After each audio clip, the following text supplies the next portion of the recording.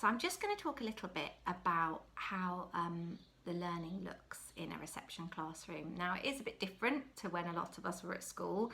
They definitely don't come in and just sit straight down at desks like many of us might have done in our first year of school. We're actually not following the national curriculum in the early years in reception class and nursery. The national curriculum starts in year 1. So for your child's reception year, they follow something called the early years foundation stage, and the EYFS is actually the only statutory part of your child's primary learning. So the national curriculum is much more open to interpretation and teachers have a lot more freedom to set the content, but the EYFS is quite specifically laid out and exactly how they expect the learning to look and what should be covered. And actually it's one of the places where we really feel the government have got it spot on. Lots of consultation with early years experts went into it, and it looks at the whole child. So it's not just about teaching a child to read, write and do their numbers. It is about looking at the whole child's development. So there are some really important principles. They see every child as unique. They see positive relationships, so those that they have with their peers but also with their special adults, and enabling environments. So that means a learning environment that isn't just a row of desks and things that aren't going to support your child to learn through play, will come together to give really good learning.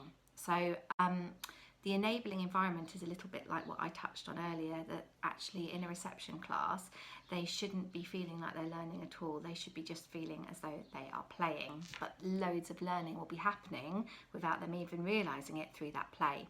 So if your child comes home and says to you after a day in nursery or reception, oh, we just played today, that's great, because actually through that play they'll have been doing some of the deepest learning they can do. And time and time again studies have shown that the learning that happens through play is the most valuable learning and the most solidly embedded learning that can happen. So never underestimate the value of play.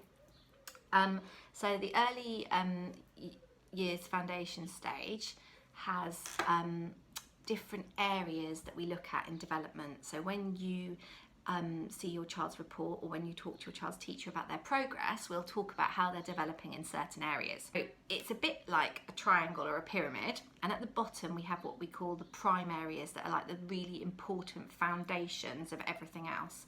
So the prime areas are personal, social and emotional development. So that's thinking about how they make friends, whether or not they can tolerate separating from their carer, whether they understand right and wrong.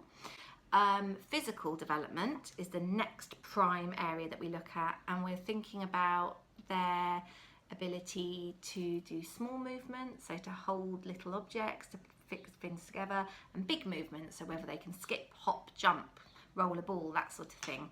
Also in their physical development, we're talking about their health and their self-care, so whether or not they have managed to toilet train, whether or not they know when they're feeling hungry or thirsty and what to do about that. The last prime area at the bottom of that pyramid, which is really important, is communication and language. It's so important that we get that right in the early years, because time and time again it has been shown that the biggest predictor of academic success is whether or not your child has developed strong language skills, because not only does that help them then to go on to read, which means that they can access all the learning they do at school, but it also means that they can communicate what they're thinking, what they're feeling, what their ideas are. So we focus a huge amount in the early years on talking, on how to listen back, on having that two-way street of conversation.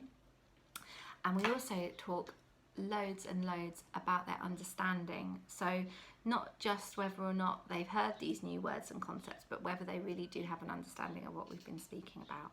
So the most important and valuable thing you can do to support your child's learning is actually talk to them and actively listen back.